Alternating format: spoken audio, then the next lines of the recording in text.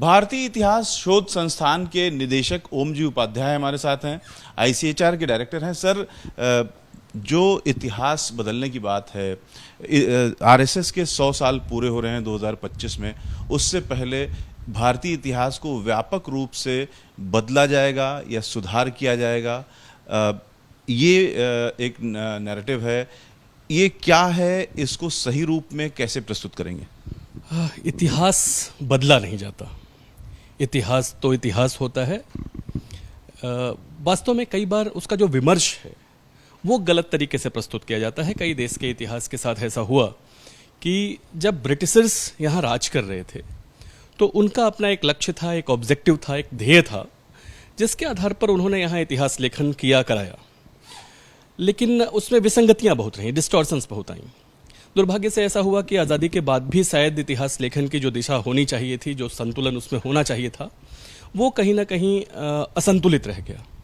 इसलिए जब भी हम कहते हैं कि इतिहास का पुनर्लेखन या इतिहास को फिर नए नैरेटिव्स के साथ, नए विमर्श के साथ, नए शोधों को, नए अनुसंधानों को उसमें समेकित करते हुए प्रस्तुत करना है, तो इसका मतलब कहीं इतिहास को बदलना नहीं होता है, बल्कि उसको और परिष्कृत रूप में और बेहतर बनाकर प्रस्तुत करना होता है। और इतिहास की जहाँ तक बात है, एक बहुत बड़े इतिहास लेखन के विद्वान ने एक बार कहा कि इतिहास इतिहासकार और उसके तथ्यों के मध्य अंतहीन संवाद है, अनएंडिंग डायलॉग। और जब अंतहीन है, इसका मतलब कि नए रिसर्चेज आते हैं तो नए नैरेटिव्स बनेंगे उनके आधार पर। तो केवल यही करना चाहिए कि जैसे जैसे हमें नए रिसर्चेज हमें मिलते जाएं, नए अनुसंधान होते जाएं, उस आधार पर इतिहास की घटनाओं का या उसके बहुत सारे अंगों का एक परिष्कार होना चाहिए और पहले से बेहतर उसको बनाया जाए। अब हम क्या कर रहे हैं, अगर जनता को बताना चाहें कि आज का जो सरकार का एक मॉडल है, मंत्रालय का एक मॉडल है, उसके अनुसार इतिहास को किस तरीके से सुधारा जा रहा है, किस तरीके से उसकी व्याख्या की जा रही है। जो पहले कालखंड थे इतिहास के, प्राचीन काल, मध्यकाल और आधुनिक काल, उनकी जगह अब क्या कुछ होने वाला है? नहीं, जहाँ तक अगर काल विभाजन की बात है, बहुत बड़े वर्ग का इतिहासकारों का मानना है कि जेम्स मिल ने एक बार उसको जब काल विभाजित किया तो उसने हिंदू पीरियड, मुस्लिम पीरियड, या हिंदू हिस्ट्री, मुस्लिम हिस्ट्री और ब्रिटिश हिस्ट्री के रूप में उसको कैटेगराइज किया, जिसको बाद के इतिहासकारों ने ऊपर का केवल कलेवर बदला। हिंदू हिस्ट्री को उन्होंने प्राचीन इतिहास का नाम दे दिया, मुस्लिम हिस्ट्री को उन्होंने मध्यकालीन इतिहास या मेडिवल हिस्ट्री का नाम दे दिया, और जो ब्रिटिश हिस्ट्री है उसको मॉडर्न हिस्ट्री का नाम दे दिया। अभी वास्तव में जिस तरह के सांस्कृतिक जड़ों, क्योंकि भारत एक एकदम अलग तरह का, मैं तो मानता हूँ एक इतिहास के विद्यार्थी के रूप में, कि भारत दुनिया का इकलौता शायद प्राचीनतम जीवंत सांस्कृतिक राष्ट्र है। उस रूप में जो उसकी पहचान है सांस्कृतिक राष्ट्र के रूप में, उसको आधार बनाते हुए काल विभाजन नए सिरे से किया जाना चाहिए, उसकी सांस्कृतिक जड़ों को देखते हुए। ये एक बात है। वो क्या होगा काल विभाजन? दूसरी बात, वो अभी उस पर कुछ भी इस स्टेज पे कहना, क्योंकि वो टेक्स्ट बुक्स का भी मामला बनेगा, इसलिए कुछ बहुत स्पष्ट अथॉरिटेटिव रूप में इस स्टेज पे कहना बहुत उचित नहीं है। उस पर आगे अभी काम चल रहा है, एक निर्धारण होगा उस पर। लेकिन जो बहुत सारा असंतुलन है इतिहास लेखन का, वो ठीक किया जाना सबसे ज़्यादा ज़रूरी है। जैसे आप ये कहें कि मध्यकाल जो 500 वर्षों का कालखंड है, उसमें हम पूरे देश को जो मेन स्ट्रीम हिस्ट्री है वो दिल्ली सेंट्रिक इतिहास पढ़ाते हैं। ठीक उसी समय जब सल्तनत काल और मुगल काल का इतिहास हम अपने बच्चों को पढ़ा रहे होते हैं, दक्षिण में विजयनगर साम्राज्य है जिसके गौरव से वो अछूता रह जाता है, या वो हम उसको नहीं बता पाते। ठीक उसी समय अहोम साम्राज्य है नॉर्थ ईस्ट में, जिसकी जानकारी हम उसको नहीं दे पाते। तो जो ये असंतुलन है, ये ठीक किया जाना चाहिए। और ये इस तरह के डिस्टॉर्शंस बहुत सोच समझकर, बहुत स्ट्रैटेजिक तरीके से ब्रिटिश इंटेलेक्ट ने इसको लागू करने का प्रयास किया था, हमारी अपनी सांस्कृतिक जड़ों से काटने का प्रयास किया था, हमारे अपने नॉलेज ट्रेडिशंस के जो रूट्स हैं उनसे अलग करने का प्रयास किया था। उसको ठीक करने का काम निश्चित रूप से होना चाहिए, और उस दिशा में बहुत सारी संस्थाएं, हमारा काम तो अनुसंधान का है, शोध का है, हम उसमें बहुत ठीक तरीके से अपना काम, अपना दायित्व निभाने का प्रयास कर रहे हैं। और जो लक्ष्य है वो यही है कि जो असंतुलित और विकृत या विसंगत इतिहास लेखन है उसको ठीक किया जाए। तो ये जो ठीक किया जाना है उसका कोई एक फॉर्मेट बना है? किस तरीके से वो खांचा बनेगा? नया फॉर्मेट क्या है?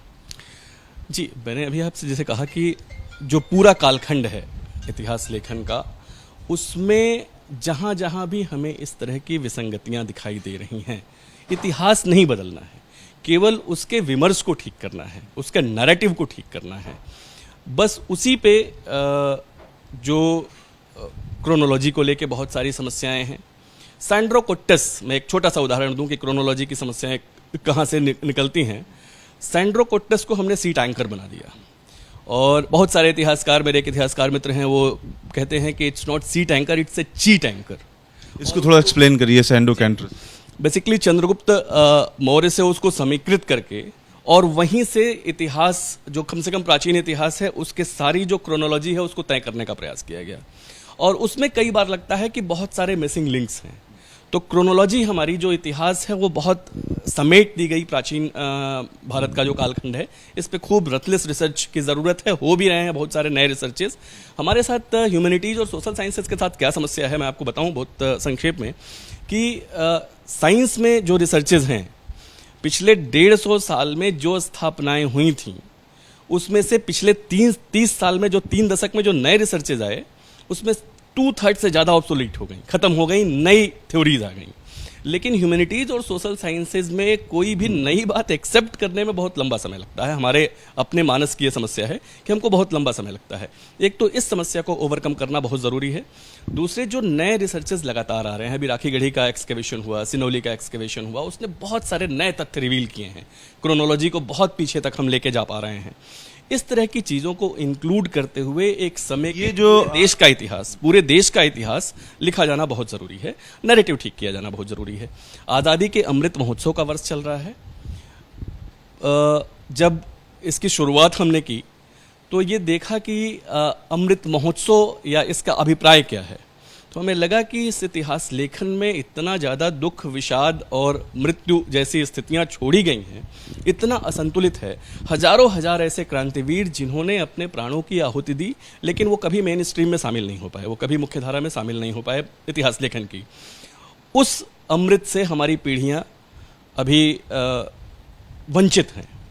उन्हें नहीं मालूम कि वास्तव में बहुत सारे ऐसे क्रांतिवीर हैं जो इस मातृभूमि को आज़ाद कराने के लिए अपने प्राणों की आहुति दे रहे हैं, लेकिन उनकी कहानी हमारे देश के समक्ष नहीं है, उनकी कहानी हमारी नई पीढ़ी नहीं जानती, उनकी कहानी हमारा विद्यार्थी नहीं जानता। ये जो असंतुलन है या ये जो विसंगति रह गई, उसको ठीक किया जाना बहुत ज़रूरी है। विवाद तब होता है जब क्योंकि विद्यार्थियों के पास समय तो सीमित है, उसी में वो पढ़ेंगे, कुछ नया पढ़ें या पुराना पढ़ें, तो रिप्लेसमेंट की बात आती है कि कुछ नायकों को रिप्लेस किया जाएगा। तो क्या कुछ ऐसा होने वाला है? नहीं, देखिए, मैं कम से कम व्यक्तिगत स्तर पे, अगर मेरा ये आपका ये प्रश्न सांस्थानिक स्तर पे क्या हो रहा है, सरकार के स्तर पे क्या सोचा जा रहा है, मुझे नहीं मालूम। लेकिन आप मुझसे पूछें तो मैं किसी रिप्लेसमेंट के पक्ष में कभी नहीं रहता। हर व्यक्ति का, जो भी लोग आए, उनका अपना अवदान हो सकता है। समस्या ये है कि किसी के अवदान को अगर 6 पंक्ति में बताया जाना चाहिए था, उसको हमने 15 पृष्ठ दे दिए, और किसी के अवदान को वास्तव में 5 पृष्ठ या 10 पृष्ठ की जरूरत थी और उनको 1 लाइन में निपटा दिया, या शायद वो स्थान भी वो नहीं मिला। ये जो असंतुलन है, ये दूर होना चाहिए। किसी को रिप्लेस करने, क्योंकि कम या अधिक अवदान बहुत बड़ी संख्या में लोगों का है। अगर उपलब्ध स्पेस में ही नए लोगों को भी शामिल किया। जी बिल्कुल बिल्कुल, उपलब्ध स्पेस में ही, उसमें बहुत बढ़ाने की जरूरत नहीं है, उसको संतुलित किया जा सकता है। मैं सिर्फ ये कह रहा हूं कि उस पे और पेजेस का भार बढ़ाने की जरूरत नहीं है, और कंटेंट बहुत ज्यादा बढ़ाने की जरूरत। एक ये आरोप लगता है कि नेहरू जी ने कम्युनिस्टों को लिखने के लिए दे दिया और उन्होंने असंतुलित तरीके से रखा। ये आरोप कितना सही?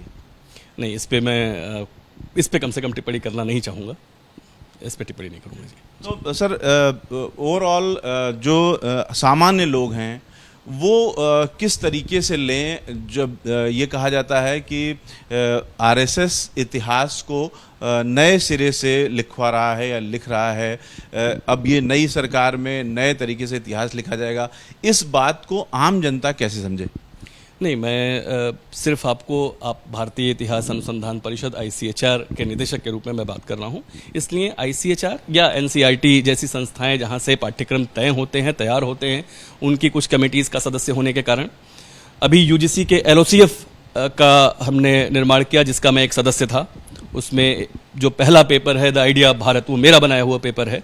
उस रूप में मैं बात कर सकता हूँ कि प्रयास सिर्फ इतना है कि जो विसंगति रह गई, जो असंतुलन रह गया, उसको ठीक किया जाए। उसमें किसी के महत्व को कम करने का, उसको कम करके आंकने का हमारा कोई, कम से कम मैं ICHR को लेके ये स्पष्ट रूप से कह सकता हूँ कि हमारी कोई मंशा नहीं है कि किसी भी स्थापित व्यक्तित्व के महत्व को कम किया जाए। लेकिन जो दुर्भाग्य से हाशिए पर चले गए या जिन पे अंधेरे में जिन पे धूल की परत डाल दी गई, ऐसे जो व्यक्तित्व हैं, ऐसे जो क्रांतिवीर हैं, ऐसे जो भी महापुरुष हैं, उनकी जानकारी हमारी नई पीढ़ी को जैसे छोटे बच्चों का हम विवाद वाले पॉइंट को ले रहे हैं ताकि जनता का इंटरेस्ट होता है। तो जो अकबर को महान पढ़ाया जाता है छोटे बच्चों की क्लास में, क्या ये शब्दावली अभी भी रहेगी या इसे बदला जाएगा? देखिए, शब्दावलियां, मुझे लगता है कि हमें सच बोलना चाहिए, हमें सत्य बताना चाहिए। अकबर महान है या नहीं, ये विद्यार्थी स्वयं तय कर सकता है उस दिन जिस दिन उसे इस सत्य को उस नग्न तरीके से उसके सामने उद्घाटित किया जाए कि अकबर वही है जिसने चित्तौड़ के किले में 30,000 लोगों का कत्लेआम कराया, जिसमें निर्दोष महिलाएं और बच्चे भी शामिल थे। और महाराणा प्रताप, जिनकी महानता पर प्रश्न चिन्ह खड़े कर दिए जाते हैं, वो महाराणा प्रताप का व्यक्तित्व तो ऐसा है कि दिवेर की लड़ाई हो रही होती है और अकबर का एक बहुत निकटस्थ रिश्तेदार शेरमा सुल्तान, मुझे नाम याद आ गया, शेरमा सुल्तान, वो मर रहा है और उसको अपने हाथ से वो मरते हुए शेरमा सुल्तान को पानी पिलाते हैं। ये जो दो व्यक्तित्वों का अंतर है, ये विद्यार्थियों के समक्ष आना चाहिए। कौन महान है वो स्वयं तय कर सकता है। अकबर की महानता अगर उसके कार्यों से सिद्ध होती है तो उसमें कोई समस्या नहीं, लेकिन महाराणा प्रताप इस देश में उनकी महानता पर प्रश्न चिन्ह लगे, ये नहीं होना चाहिए। आपने जो किताब लिखी आइडिया ऑफ इंडिया महत्वपूर्ण है, उस आइडिया ऑफ भारत, अच्छा पेपर, तो उसका क्या सार है? ना, द आइडिया ऑफ भारत हमने जो LOCF मैंने कहा कि जो पाठ्यक्रम का निर्माण कर रहे हैं, उसमें अभी पाठ्यक्रम बदला गया यूनिवर्सिटी के लेवल का। स्कूल के पाठ्यक्रम को बदलने का कार्य NCERT कर रही है। भाग्य से मैं उस समिति का सदस्य था और ये काम, जो पहला पेपर था, वो बनाने की जिम्मेदारी मुझे मिली थी। भारत बोध नाम का पेपर, जिस पे काफ़ी चर्चा भी एकेडमिया में हुई। यद्यप हमने उनकी सारी शंकाओं को निर्मूल करते हुए हमने अपनी ओर से जो उत्तर दिए, उससे मुझे लगता है कि सारे पक्ष संतुष्ट हुए होंगे यथासंभव। उसमें हमने भारत के वास्तव, क्योंकि विद्यार्थियों के साथ समस्या ये है कि पूरी पढ़ाई करने के बाद भी भारत क्या है उसकी उनको समझ नहीं होती। वो कभी दुनिया के बहुत सारे देशों में जब अपने देश को रिप्रेजेंट कर रहे होते हैं तो अपने देश की बात उस रूप में नहीं रख पाते जैसे कोई चीन, जापान या जर्मनी का विद्यार्थी अपने देश को समझता है और अपने देश की बात करता है और रखता है। इसलिए लगा कि ग्रेजुएशन के स्तर पे या स्कूल के स्तर पे भी इस तरह का एक पाठ्यक्रम होना चाहिए कि भारत की समझ उसको हो, भारत के गौरवशाली इतिहास की समझ हो, अगर कुछ गलतियां हुई हैं तो उसकी भी समझ हो और उसके परिणाम की भी समझ हो कि इस तरह की गलतियां करने पे परिणाम ये होता है, इतिहास की वास्तविक समझ हो। ये प्रयास हमारा द आइडिया भारत को लेके था कि जो उसका प्राचीन गौरवशाली इतिहास है, जो साहित्य है, उसकी कम से कम एक बेसिक जानकारी विद्यार्थियों को मिल सके। ये हमारा। तो इस तरीके से ICHR के निदेशक ओम जी उपाध्याय ने बेहद महत्वपूर्ण बातें कही और आज के भारत में इतिहास को किस नजरिए से देखा समझा जाना चाहिए, ये बताया। Ravikant, ABP news, Delhi.